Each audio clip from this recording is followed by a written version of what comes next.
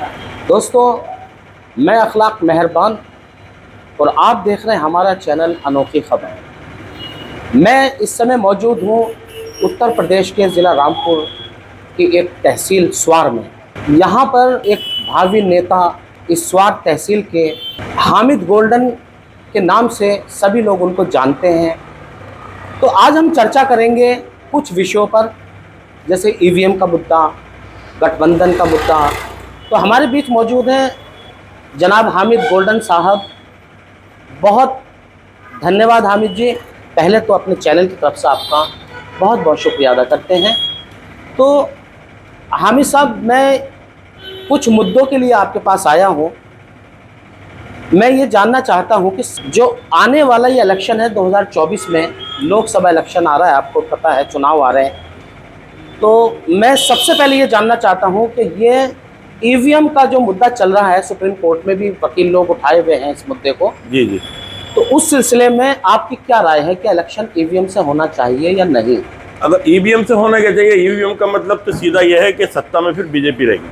अच्छा, अगर ईवीएम से चुनाव होगा तो ये तो सब जानते ही हैं, बीजेपी की नहीं बल्कि जो मतलब गैर सियासी है, जो सियासत में नहीं रहते हैं, वो भी जानते हैं कि जब तक ईवीएम है जब तक बीजेपी है, और ईवीएम नहीं है तो काम समाप्त हो जाएगा इनका। अच्छा। हाँ, और ईवीएम का यह है कि अच्छा एक बार बताओ, जब इनका कोई लालच नहीं है या ईवीएम में कोई गड़बड़ नहीं है, सुप्रीम कोर्ट के वकील भी चाहते हैं, जितनी पार्टियां हैं सब चाहती हैं कि ना हो, तो फिर ये लोग क्यों जिद कर रहे हैं इस काम? अच्छा। हाँ, और जहाँ से पता है यह है कि कभी किसी टाइम ईवीएम जहाँ से बनी है वहीं ईवीएम से चुनाव नहीं होता। कहाँ बनी है पता है आपको? नहीं, इसका तो मुझे मालूम नहीं कहाँ बनी है, लेकिन बताया कि जहाँ से इसका मामला चलता है वहीं इससे चुनाव नहीं होता। पता नहीं हमारे यहाँ क्यों होता। और जहाँ तक सवाल रहा ईवीएम का, तो ईवीएम का ही मामला नहीं है यहाँ। तो अगर थोड़ा सा भी विपक्ष की पार्टी हमारे बचपन में होता था, अगर किसी बात को लेके आवाज उठाती थी, तो उस पर जो सत्ता पक्ष के लोग होते थे ध्यान देते थे। लेकिन मुझे ऐसा लगता है कि हिंदुस्तान में कानून ही नहीं है। अच्छा। अब तो सुप्रीम कोर्ट के वकील हों या विपक्ष की पार्टी हो, कुछ भी हो, जो सरकार चाहेगी वो होगा। जो सरकार का फैसला है समझ लो वो हमारा है, अगर सही है जब और गलत है जब। मुझे तो, मैं कोई इतना बड़ा सियासी नहीं हूँ, लेकिन जो भी मैं देख रहा हूँ अपनी उम्र में, तो मैंने ऐसा कभी नहीं देखा। जैसा कि मुझे पता है कि आप कम से कम 3 या 4 बार यहाँ चेयरमैन का इलेक्शन लड़ चुके हैं। जी जी जी। कितनी बार लड़ चुके हैं आप इलेक्शन? मैं 4 बार चुनाव लड़ा हूँ यहाँ। कौन सी पार्टी से लड़े हैं आप? मैं समाजवादी से लड़ता हूँ। अच्छा, सारे चुनाव नहीं, कुछ निर्दलीय भी आप? नहीं, चुनाव तो मैं टोटली निर्दलीय लड़ा हूँ। अच्छा। तो अब क्या मजबूरी रही होंगी, क्या है, मैं सिंपल पर नहीं लड़ा हूँ।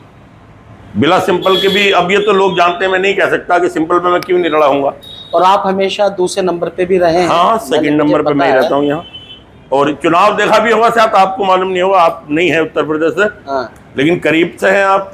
चुनाव के क्या माहौल रहे थे या क्यों मैं हारा हूँ ये सब जानते हैं। कहने की बात नहीं है, और कहो तो हिसाब वही हो जाएगा, कहूँ तो माँ मारी जा रही, नहीं तो बाप कुछ हार जाएगा।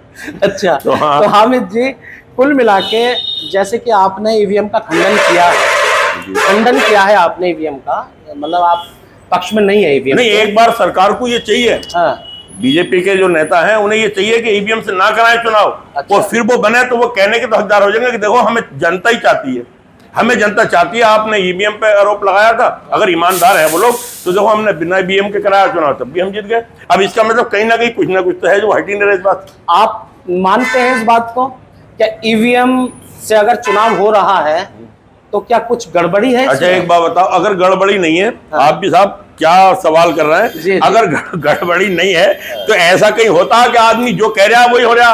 कभी अगर हमने ये कह दिया 300 से पार, तो 300 से पार है। अच्छा। हमने ये कह दिया 370 तो 370 ही है, ऐसे है, क्योंकि लोग कर दी कोई बात, आपने मेरी लोग कर दी, यही दिखाओ। तो इस बात से कौन शक नहीं करेगा, जो वो कह देते हैं वो हो जाता। और वो कहते हैं कि वहाँ हमारी उत्तर प्रदेश में 50 सीट आना, तो 50 ही आती हैं। अगर वो कहते हैं कि हमारी 70 सीट आना, 70 आती है, क्या भी ना आई, क्या नहीं? इसको तो आप ये भी मानेंगे कि सर्वे तो एक चीज है, बहुत बड़ी चीज है। सर्वे तो फेल हुए हैं, अभी पीछे देखा नहीं तुमने? अच्छा। सर्वे का जब मामला, तो सर्वे तो कई जगह फेल हो गए बिल्कुल। आप अभी पीछे 3-4 सूबों में चुनाव हुआ था जी, तो क्या सर्वे पास हो गए? सर्वे फेल हो गए। सर्वे में कुछ नहीं, रहो ईवीएम है तो समझ लो बीजेपी है। अच्छा, एक बात बहुत खास पूछना चाहता हूँ मैं आपसे जी। जैसे दिल्ली है, दिल्ली में आम आदमी पार्टी हमेशा अब इस समय जोरों पर है और 2 बार वहाँ आम आदमी पार्टी की मैं समझ रहा हूँ तुम क्या पूछना चाहते हो। तो अगर ईवीएम में कोई गड़बड़ है आप तो वहाँ क्यों नहीं है, वहाँ क्यों सरकार बन गई, ये तो पूछोगे आप। अगर एक बार बताओ, हम बिल्कुल टोटल सभी को लूटते रहेंगे तो फिर लोग कौन लाभ, गुट्टी वाला दाव नहीं देखा तुमने, तो कुछ को हमें देना ही पड़ता। अच्छा, गुट्टी वाला जो दावा तुमने देखा हुआ कि इस पर लगाओ इस पर लगाओ, तो कुछ को हम अगर नहीं देंगे तो फिर लोग कहेंगे ये तो लगातार इन्हीं पे जा रहा है सब। तो कहीं कहीं हमें ये दिखाना ही पड़ता कि देखो जहाँ हिंदुस्तान की राजधानी है, जहाँ मतलब ये है कि हमारे प्रधानमंत्री बैठे हैं, देखो हम वहीं हार गए। अगर हम ईवीएम में गड़बड़ होती तो वो कैसे बन जाता, इतना भी तो गुंजाइश रहना चाहिए ना। वो लोग बहुत बुद्धिमान लोग हैं वो। तो अगर आप ये सवाल कर रहे हो कि अगर ईवीएम में गड़बड़ है तो फिर मतलब ये है कि वहां दिल्ली में कायम क्यों है केजरीवाल, तो वो इसलिए कायम है कि अगर हम सारी जगह ऐसी करेंगे तो फिर मामला वो नहीं हो जाएगा, बिल्कुल सीधा सीधा नहीं देखने लगा आगे गलत कर रहे हैं, तो कहीं कहीं तो ऐसा दिखाना पड़ेगा हमें। अच्छा, जैसे कि अब मेरे नॉलेज में यह है कि इस समय बीजेपी के विरोधी पार्टियां जितने भी विपक्षी यानी कि वो सब गठबंधन एक बनाया जाए है। जी जी। जैसे कि अभी हमारे अखिलेश जी ने समाजवादी पार्टी का गठबंधन कांग्रेस के राहुल जी से किया है, जिसमें हमारे दिल्ली के मुख्यमंत्री केजरीवाल भी गठबंधन में हैं। जी जी। तो इस पे आपकी क्या राय है, ये गठबंधन जो है कामयाब होगा? हाँ, ये कामयाब क्या है कामयाब। अगर चुनाव ईमानदारी से हो गया तो ये गठबंधन, अब मानो ये है कि जो केजरीवाल साहब हैं जी, तो इसमें तो कोई शक नहीं है कि उनका प्रभाव 2 ही जगह, 2 ही सूबों में नहीं और भी जगह है। अच्छा। और या अब ये मतलब ये कांग्रेस में तो लोग चाहते हैं, जो लोग थके हुए वो चाहते हैं कि कांग्रेस अब वापसी आए। तो ऐसा नहीं है कि लोग वोट नहीं करेंगे। अब उसमें ये जो है उत्तर प्रदेश में समाजवादी पार्टी सेकंड नंबर की पार्टी तो है इस टाइम, तो फायदा तो इसका होगा, लेकिन इसका फायदा लगेगा जब चुनाव ईमानदारी से हो तो। अच्छा। अगर चुनाव ईमानदारी से नहीं होगा तो गठबंधन का कोई फायदा नहीं, फिर फायदा नहीं होगा। और ईमानदारी से चुनाव होगा तो बहुत बड़ा फायदा होगा गठबंधन का। अच्छा। लेकिन गठबंधन को फायदा जब ही होगा जब चुनाव ईमानदारी। अच्छा, गठबंधन में कौन कौन सी पार्टी इसमें शामिल है, कुछ पता है आप? नहीं, अब ये है कि जो इनके अजीत सिंह के बेटे थे बेचारे चौधरी, वो तो चल गए। मुझे तो 2 नेताओं का चक्कर समझ में नहीं आया। एक ये तो शुरू से बेचारे इसमें रहेंगे, और एक बिहार का कि आदमी हर घंटे पार्टी बदल लिया। लोग उसके बाद भी वोट कैसे करेंगे या क्यों करेंगे, मुझे लगता है नुकसान लगेगा। ये जो बीजेपी में 2 आदमी वापसी करे हैं नीतीश जी ने, इन्होंने ये बीजेपी को लेकर डूबे, नुकसान हुआ। दोनों, एक अखिलेश साहब के साथ से चल गए नेता जी। अच्छा। और एक ये नीतीश जो है, इनके वजह से बीजेपी को नुकसान हुआ। लोग कह रहे हैं कि ये तो बिल्कुल भाई गुच्ची डाल खेल रहे हैं, कभी इधर अपने फायदे के लिए, जनता के फायदे के लिए कुछ नहीं है। उन्हें मुख्यमंत्री बनना है और इन्हें पार्टी में कुछ ना कुछ बनना है। अच्छा। जनता के हित के लिए होते तो फिर इन्हें। ये कौन हुए हैं? नहीं, चौधरी जी के लड़के हैं, अजीत सिंह के लोटे। अच्छा अच्छा। हाँ, चलिए, तो आप मानते हैं कि गठबंधन का एक बहुत बड़ा फायदा सामने आने वाला है। फायदा। अच्छा, एक चीज और पूछना चाहता हूँ मैं आपसे, जो अपनी जो लोकसभा की सीट है अपने रामपुर से, ये किसकी गोद में जाने वाली हो सकती है? मतलब समाजवादी पार्टी या कांग्रेस पार्टी? समाजवादी का ही प्रत्याशी लड़ेगा यहाँ से। यहाँ समाजवादी का ही प्रत्याशी आएगा? बिल्कुल बिल्कुल। कौन आ सकते हैं, कुछ सामने आया? इस बारे में तो मैं नहीं बता सकता, लेकिन मैं बस इतना जानता हूँ कि आजम खान साहब के बगैर तो यहाँ आप जानती हो कि निर्णय नहीं लिया जाएगा। अखिलेश जी भी निर्णय नहीं लेंगे, और वो जो भी मुझे लग रहा है कि उनका फैसला होगा बेहतर ही होगा। और यहाँ एमपी ये तय है कि इंशाल्लाह समाजवादी का ही बनेगा। अच्छा अच्छा। तो ये मायावती जी जो हैं, पिछले इलेक्शन में इन्होंने गठबंधन किया था। हाँ, हमें नुकसान हो गया, उन्हें फायदा हो गया।